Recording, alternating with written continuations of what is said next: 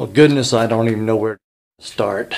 Today we're going to shoot a Remington 700 chambered in .308 dual trigger Wyatt bottom metal Bell & Carlson stock SS10 power scope. Nice little shooter, 26-inch heavy barrel.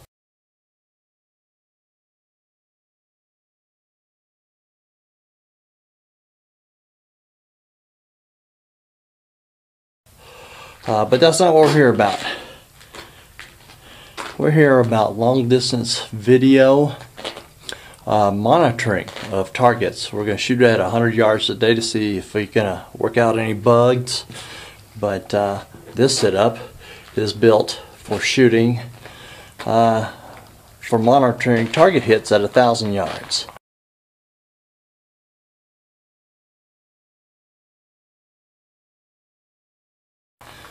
Yeah, it's kind of ugly right now, and it's not put together exactly the way it is supposed to be. This is going to get traded out for a, oh my goodness, a flat panel directional antenna. And this Yagi antenna is going to go out to the transmitter. But what we're looking at right now, anyway, is a 5.7 amp hour 12-volt battery tied into an on-off switch I had at home. Of course, here's a Yagi directional antenna and hooked up to a 2.4 gigahertz 1 watt receiver, Wi-Fi wireless receiver, and of course there's a fuse in line there too. Over here we're tied in at just a 5 or 6 year vintage mini DV camcorder.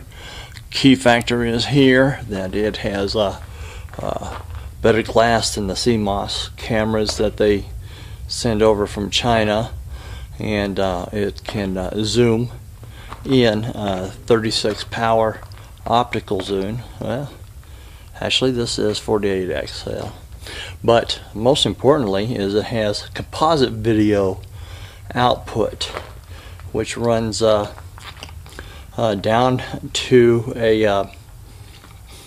again a 2.4 gigahertz transmitter, 1 watt transmitter. It will send a single channel mono audio signal out, and of course a live video. Now the little DVD player that I bought, I searched high and low all over the internet for a decent sized screen, but the most important thing on this one is it has composite video in, so we're not going to worry about some of the finicky quirks there are involved with USB or analog to USB digital conversions for laptops. This is going to be straight composite, a good old-fashioned composite. There's no numbers crunching at all. It's a straight signal in. I looked high and low for a composite video input, and that DVD player was rather expensive. But one plus is that it has a 7-hour onboard battery, and we came back in, and hopefully that these 7.5 amp hour batteries that we're going to be using for the transmitter and the receiver will also carry at least 5 hours. And this little battery on my camcorder here is only going to run an hour or so, but I have ordered a 24 milliwatt hours. I think that's what you call it, 24,000 anyway. That is supposed to run this taping for 5 hours. Maybe we'll put a tape in it, maybe we won't. Maybe it'll run for longer than 5 hours without taping. Anyway, my goal is a 7-hour system. Okay, let's go set this all up. By the way, that's the DVD player is basically it is a wide aspect ratio, 16:9 widescreen. The camera is set up for 16.9 widescreen video input. And of course later on I'm going to be filming with an HD camera while this one's doing target duty. And it's a 16.9 aspect ratio. And just for grins, just to see how everything displays, this is a 22 by 12.5 inch target, which is basically a 16.9 aspect ratio target. I'm shooting just federal off-the-shelf Walmart stuff today. I don't want to bend my concentration trying to do precision shooting, while my real concentration is on working out the kinks on the video system. But the rifle prefers a Lapua once fired brass with a CCI 2 bench rest 2 primers and 44.1 grains of Varget powder and a 168 grain Sierra Match King. The idea is to be able to open both eyes, one eye open on the scope while the other eye is just looking straight over the top of the video cam. We have to never break the cheek weld and be able to eye open and just barely move off the target plane to even see our target hits from here. So we're almost seeing target, the video, and the scope sight all in the same time.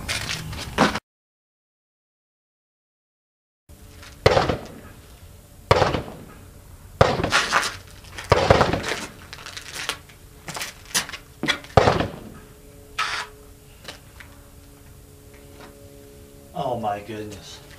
You can't see that with the video camera. We just have a full screen of that target down there, 22 by 12 inches.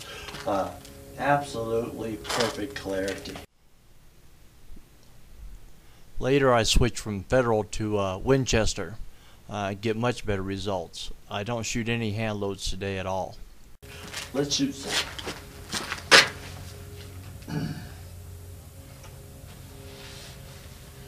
Here we go.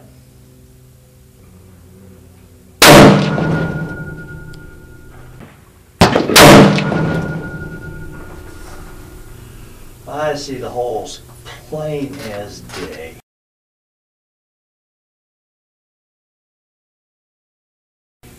Plain as day, 140 yards.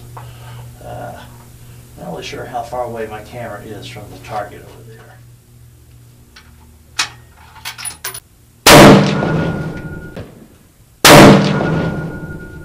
All these dots are 1 inch dots and they're 3 inches apart.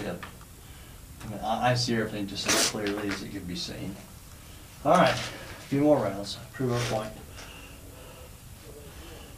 My downrange camera is 22 feet from the target.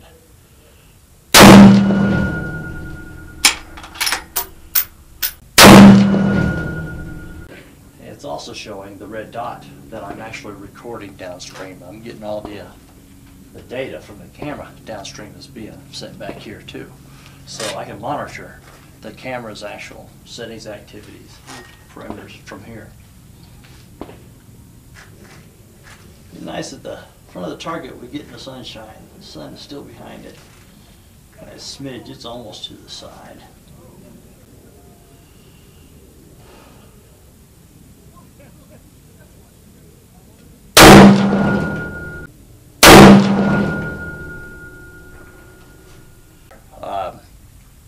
If I'm shooting bullets through bullets, can't tell it with the scope. On a monitor, I'm seeing ragged holes. That's beautiful. Closed release, whatever you want to call it. Bullets through bullets.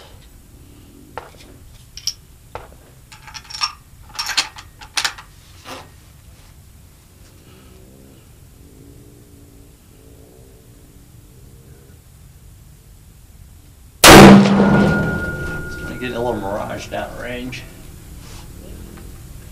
My goodness. Yes, we have woken up now. Why reload? These suckers are doing a mighty fine job.